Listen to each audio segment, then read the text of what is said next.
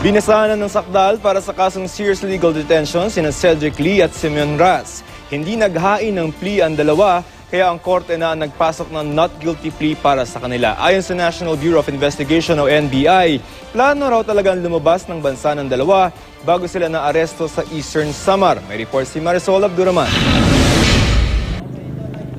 Pasado 1:00 ng hapon, dumating sa Taguig Hall of Justice ang bantay saradong sina Cedric Lee at Simeon Ras.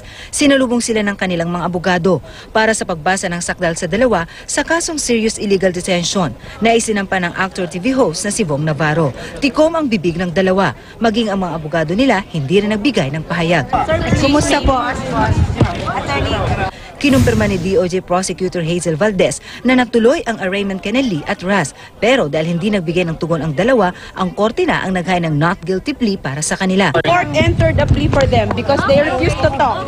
Ayon sa abogado ni Navarro, hiniling pa ng kampo ni Lee at Ras sa judge na ipagpaliban ang arraignment. There was a motion that was filed for that purpose, but the court made its ruling and eventually the arraignment pushed through.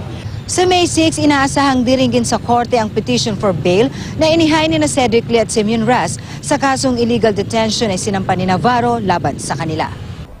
Samantala, sinabi ng NBI na may plano talagang umalis ng bansa sina Lee at Ras.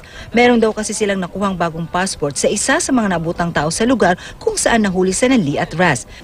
Kung titingnan mo yung appearance niya, hindi naman siya yung tipong mag-abroad na magtatrabaho. Kasi as far as we know, magsasaka to o kaya mangingisda eh. Local siya ron eh. Si Cedric Lee naman, hiniling na mabigyan ng pagkakataon na mapatunayan ang kanyang sarili. Marisol Abduraman, GMA News.